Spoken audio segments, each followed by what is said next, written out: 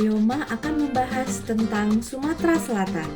Penduduk Sumatera Selatan berjumlah sekitar 8,5 juta jiwa pada tahun 2021, di mana sekitar 1,7 juta jiwa berada di kota Palembang yang merupakan ibu kota Sumatera Selatan. Provinsi ini kaya akan sumber daya alam, seperti minyak bumi, gas alam, dan batu bara. Palembang sejak dahulu terkenal sebagai pusat kerajaan Sriwijaya, menjadikan Palembang kota tertua di Indonesia bahkan dunia. Palembang terkenal dengan kain songket yang sudah diakui dunia karena bentuk dan motifnya yang sangat cantik. Songket merupakan peninggalan kerajaan Sriwijaya. Di Palembang juga ada museum tekstil yang menyimpan benda-benda tekstil dari seluruh provinsi Sumatera Selatan. Palembang memiliki Al-Quran terbesar di dunia, sehingga menarik banyak wisatawan baik domestik dan mancanegara. Palembang terkenal dengan festivalnya seperti Festival Sriwijaya, Bidar, dan Perahu Hias. Daerah hilir dan hulu kota Palembang dipisahkan Sungai Musi, di mana di tengah Sungai Musi ini terletak pulau unik yang jadi keistimewaan kota Palembang, yaitu Pulau Kemaro. Di atas Sungai Musi terbentang kokoh jembatan Ampera yang megah sepanjang 1177 meter. Daerah sekitar Sungai Musi dan jembatan Ampera akan bersinar terang dan cantik pada malam hari, hingga Palembang dijuluki sebagai Venice of the East. Ini menjadi ikon kota Palembang. Banyaknya keunikan kota Palembang menjadikannya destinasi wisata yang terus digemari. Bisa berwisata sejarah, juga bisa berwisata religi. Ini menjadi kesempatan kota Palembang untuk dapat lebih lagi berkarya dan berinovasi dalam kulinernya untuk menjadi oleh-oleh khas. Makanan khas Sumatera Selatan didominasi dengan rasa asam, pedas, segar, dan gurih. Empek-empek merupakan makanan khas Palembang yang terkenal di seluruh Indonesia. Makanan khas Sumatera Selatan lainnya termasuk tekwan atau bakso ikan, pindang ikan patin, mie celor, martabak, pindang tulang sapi, tempoyak atau ikan dengan daging durian, malbi atau semur sapi, laksan yaitu empek-empek santan, dan makanan khas yang menjadi oleh-oleh dari Palembang yaitu empek-empek, kemplang, kue kojo, ikan salai, kerupuk pecah seribu, kue srikayo, otak-otak, sambal lingkung, lempok durian atau dodol, bolu suri, dan kue maksuba atau kue lapis. Beberapa tahun yang lalu ada bencana ekologis di Sumatera Selatan, yaitu banjir dan kabut asap. Sampai sekarang, pemerintah masih terus melakukan pemulihan wilayah apalagi yang rentan banjir. Ancaman perubahan iklim semakin nyata. Kebakaran hutan dan lahan menjadi fenomena yang berulang setiap tahunnya. Dengan keadaan demikian, pendidikan anak-anak jadi terganggu. Kebutuhan nutrisi anak-anak pun terganggu.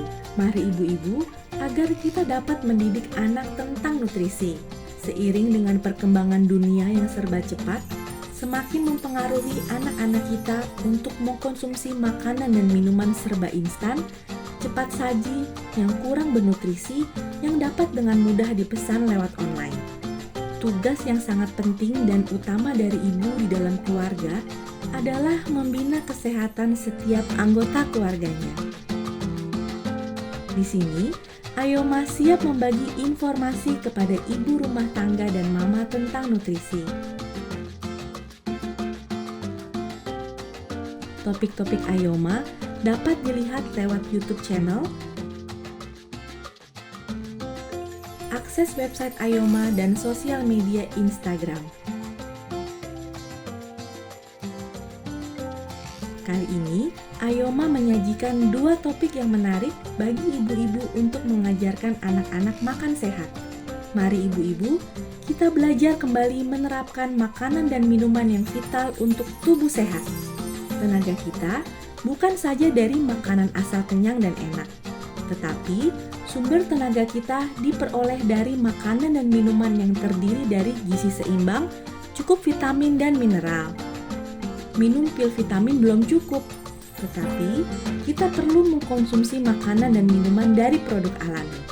Semoga video Ayoma bermanfaat.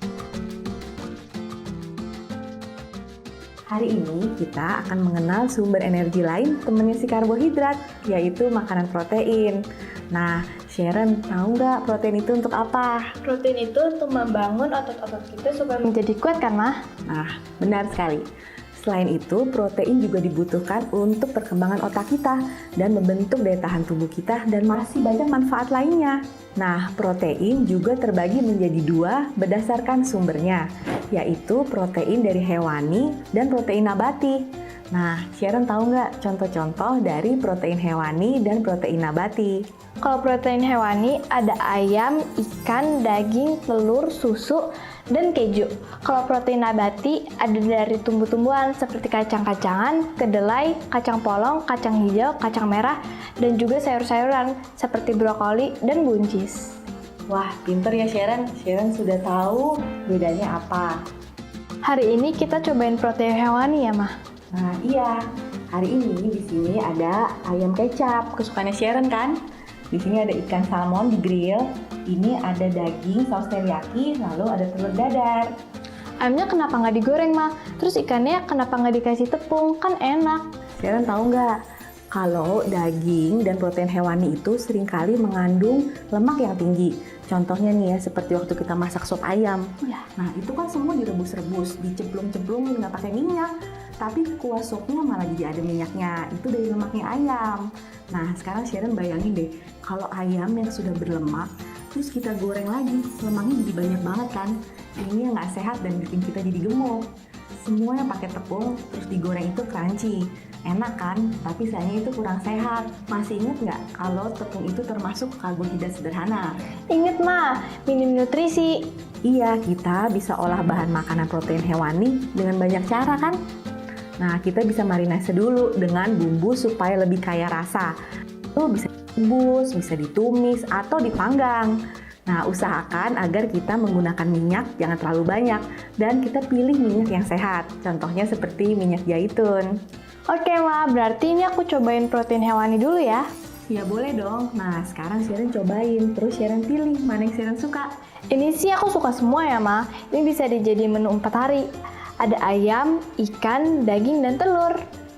Aku mau cobain ayam kecapnya dulu ya, Ma. Ya. Rasanya manis sama gurih, Ma.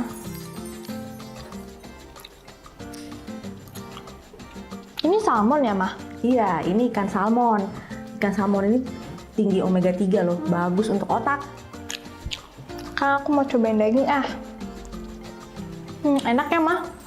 Kalau daging sih akunya sukanya di slice ya, karena lebih enak dikunyah, terus lembut. Ntar aku pakai. Kalau telur mah pasti enak ya, Ma. Ini mah aku suka banget kalau telur. Jadi Sharon mau pilih yang mana?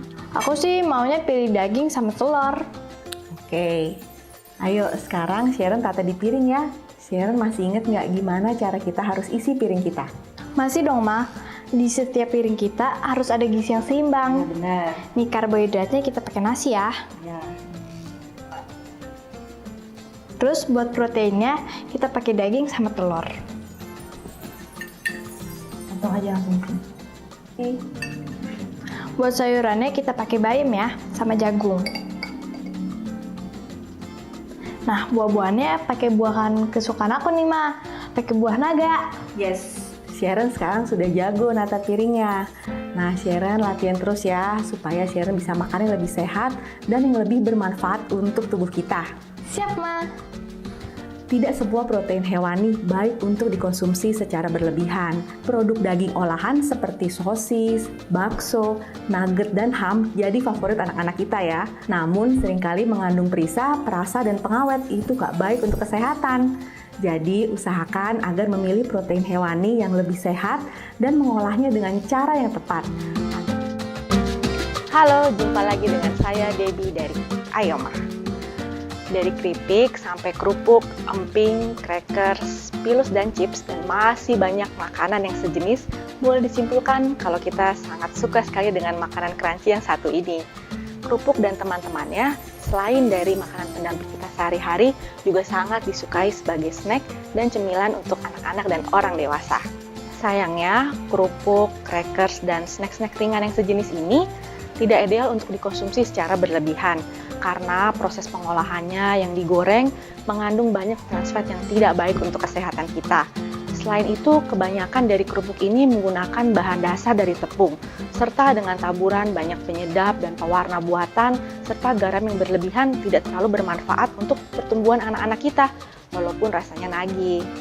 Lalu, apakah ada kerupuk, keripik yang sehat buat anak-anak kita? Saat ini sudah mulai banyak. Biasanya kita memilih keripik atau kerupuk yang nomor 1, air fried, oven dried, freeze dried. Yang ketiganya merupakan proses memasak menggunakan minyak yang jauh lebih sedikit atau bahkan tidak menggunakan minyak sama sekali. Yang kedua, pilihlah bahan dasar yang nggak cuma tepung. Kita bisa memilih yang dari buah, dari sayur, dari umbi, atau juga tempe. Harapan saya paling tidak ada sedikit nutrisi yang masih ada di dalamnya. Lalu yang ketiga, tidak mengandung pewarna dan perasa buatan. Bener sih, kalau pakai pewarna, perasa buatan pasti lebih seru, lebih enak untuk dinikmati. Namun, apabila dikonsumsi terus-menerus secara jangka panjang, zat-zat ini tidak menimbulkan kebaikan untuk kesehatan kita, bahkan menimbulkan penyakit seperti kanker dan beberapa jenis penyakit lainnya. Tentu saja kita tidak mau menginginkan hal-hal seperti ini terjadi untuk anak-anak kita, bukan? Walaupun rasanya yang nagih. Oleh karena itu, ayo mari kita lebih selektif lagi dalam memilih makanan yang bergizi untuk anak-anak kita. Masih banyak makanan kriuk-kriuk tapi yang sehat yang bisa kita temukan. Kita hanya perlu lebih teliti dalam memilih, dalam membaca kemasan, dan menemukan keterangan tentang proses pengolahan, bahan baku, bahkan kandungan gizi yang ada di setiap packaging snack yang akan kita beli. Dengan demikian, kita dapat memilih yang terbaik untuk anak-anak kesayangan kita. Tahukah ibu-ibu, produksi perikanan merupakan komoditas utama di Sumatera Selatan. Misalnya, ikan gurame, ikan patin, ikan lele, ikan nila, dan ikan mas. Top produk Indonesia merupakan ikan. Indonesia sudah mengekspor ke Jepang dan Amerika Serikat 5 jenis ikan, yaitu ikan tuna, udang, ikan kakap, ikan tongkol, dan ikan cakalang. Pemerintah merencanakan Sungai Musi dijadikan pusat pembenihan ikan dan udang. Budidaya sektor perikanan terus dimaksimalkan. Manfaat ikan sangat penting bagi kesehatan tubuh dan pertumbuhan otak pada anak, menurunkan tekanan darah dan resiko penyakit jantung, stroke, dan demensia. Mineral dan vitamin seperti omega 3, omega 6 yang terkandung dalam ikan dapat meningkatkan kemampuan mental dan juga dibutuhkan untuk pertumbuhan tulang. Udang dan cumi juga memiliki mineral seperti kalsium, magnesium, fosfor, kalium, dan zinc. Namun, baiknya dibatasi porsi mengkonsumsi udang dan cumi karena ada efek samping yang menyebabkan peningkatan resiko asam urat. Makanan khas empek-empek Palembang dikenal menggunakan ikan, tetapi banyak tiruan yang diolah dengan perisa perasa ikan. Mari kita kembalikan keunikan produk Sumatera Selatan dengan menggunakan produk asli ikan, udang, dan cumi. Ini adalah tantangan agar produk ikan dikembangkan lebih lanjut sebagai oleh-oleh khas yang sehat. Mari ibu-ibu, kita gunakan bahan alami dengan membuat kemasan yang aman dan berkualitas internasional. Lihatlah keanekaragaman dan kekayaan Indonesia sebagai sumber kreativitas dan inovasi kita. Sampai jumpa di daerah Indonesia yang berikutnya. Bhinneka Tunggal Ika. Ayo bersama-sama kita mampu. Ayo Palembang, berkreatif dan berkarya.